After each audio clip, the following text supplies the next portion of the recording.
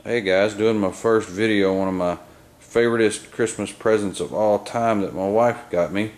She's an Uramex Gauntlet 177 caliber.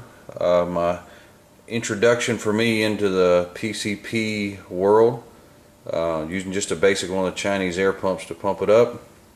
It's also scoped with the UTG 4x16 mil dot scope. Really does a nice job, real pleased with it. And then the way I'm going to do, I guess I'm about ready to buy some new pellets, so I wanted to do some shooting. I've watched a lot of videos online, but also I wanted to just take my selection I have and with the ranges I like to shoot and see how it works. So I've got a 6 target grid. First box is just a sighter target, and I just made this up in Excel and printed it out. Then my first one, I'll be taking about 5 shots each after I get my sighter done, is a JSB Exact Diablo, and that's an 8.4 grains. My next group I'll shoot will be a Crosman Premier Ultra Mag, 10.5 grains. And then basically the copper coated version of that, Crosman at 10.6 grains. And then from there we're going to be doing the H&N Sport Super Medium at 8.5, and then the JBS Heavy at 10.3. Go ahead and take your bets now on how it turned out. See how good the lighting does. I'm kind of fighting daylight to get this one done, and see which pellet I need to put on order. One other thing just to note real quick on why I selected the pellets to actually shoot is I'd kind of done a rough run through of my collection of pellets that you just accumulate over the years, and ruled all these out. Pretty much you couldn't even hit the 10 at 20 yards with these, and it's pretty well known that the supersonic ones go fast, make good for good marketing, sound real cool, and they crack like a .22 rifle, but you just can't hit the broadside of a barn with them. The Premier one's a good looking pellet, it's just too light. I don't have a clue about this Pistol Pro, never even heard of any of that, but it shoots horrible. Maybe it's only meant for pro pistol shooters, I don't know. But either way, it did not fly straight at all. So ruled these guys out and dialed in the other ones that we're going to focus on today.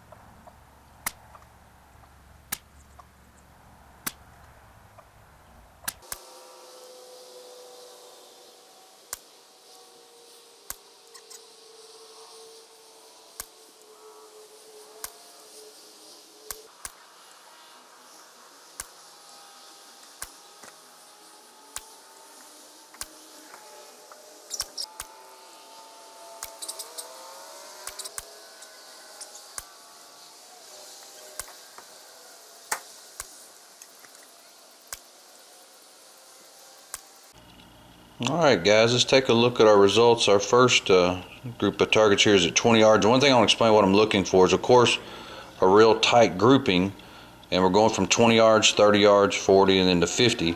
But also, I'm also looking for how much drop, because I will need consistency, but also if I have less drop, it's less thinking I have to do, as I got a trash bird or a varmint in the scope, I can just throw it up and shoot it versus having to really do a lot of calculations on the fly. So, and also on my sighters, there's a few of those I shot at the corners just because I didn't have a bullseye. That's one thing pretty awesome about this gauntlet. You can definitely single hole it at 20 yards. And there's our JBS 8.4 Diablo.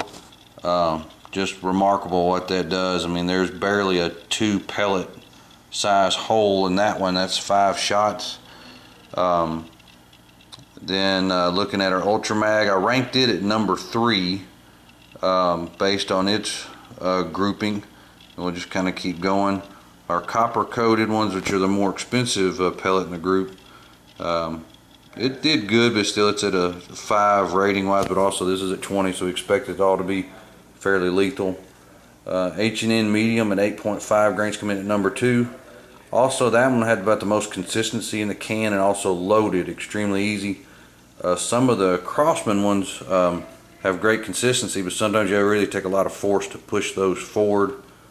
Then also going to our JBS Heavy, I gave it a number 4. Maybe I had one a little bit high, but also shooting fairly true. Then also here in all these, I'm not doing really any adjustments or mil dots. I'm just putting the crosshairs on it and just letting it fly. Our JBS 8.4 finished number 2 there, with had a couple outside that center ring. Then sliding over the Ultramag, got the number 1 ranking on this one with a real tight group within about 2 squares. Our copper Crossman come in at number 3 with that grouping. And sliding over for an H&N medium, it slid in at number 4 mainly because I had one flyer to the left, but also that could have been on me. And then our JBS Heavy here at number 5. Also bounce, let's take a look at our 40s, which now we're really starting to stretch the range of any pellet rifle, but also finding things a little bit just more interesting to work with. So our JBS 8.4 come in at number 2, but still shooting really flat and very usable, I guess, because at 40 yards or whatever I can put those crosshairs on, it's probably going to go down. And now we're starting to see those heavier pellets kind of show themselves a little bit, which our Crossman Ultramag finished at number 5. Crossman Copper, we gave it a number 4, but it's pretty close running with it. And also we're really starting to see some drop occurring. And then here at our H&M medium 8.5, it's got a fairly good group, and most of those are almost all in that center ring. So we ranked it at number 3.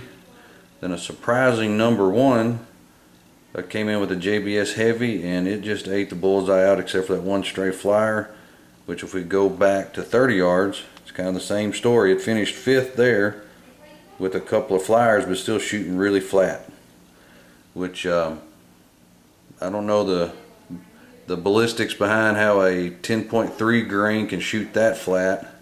Then just over with our Crossman 10.5, all of a sudden it's starting to drop off. So that's part of why we do this exercise. And then now I'm running a little bit low on light, and I didn't take my 5 shots each, plus I was pretty tired of pumping by now. But our JBS 8.4, I've got 1 bull and then 2 low. So pretty neat setup there. Then where's my Crossman Ultramag shots? Well, they're actually down there, so they almost dropped down. That is pushing 6 inches, so getting tough to really compensate for that, especially as they start to fly a little bit more to the left. With some practice, you probably could pull that in. Same thing with our copper 10.6 Crossman. Those shots ended up on the top half of the bottom bull there. Again, I'm just putting the crosshairs dead on it and just seeing what I get. And then our H&N medium, they all stayed in the 2nd ring for the most part and ranked it at number 3. And then kind of a surprise again is our JBS Heavy, where we had a very good group, pretty much about 2.5 squares there. I finished number 1 with only about a, let's go ahead and say, 1.25 inch drop. So with that type of grouping, JBS Heavy's looking real strong. So which one am I going to order next? Definitely getting some JBS heavies, because those are the ones I'm running the lowest on, of course. Probably going to hold off on buying any more of the Crossman ones, even though that's a good solid pellet. And then really looking to seeing what else H&N has to offer, to see if they've got what their heavy will do, or possibly one just to maybe a touch heavier, but still it's worth experimenting. And also tried to isolate as many variables as I could, pumped up after each page to try to have about the same amount of air pressure, which also may affect the results a little bit. We don't have to nerd out a whole lot here to get a better idea of what to do for my next shooting experiment. So thanks for watching. Kind of getting into giving back to YouTube based on the amount of stuff that I get back from it, and hope you'll watch the next one. Thanks.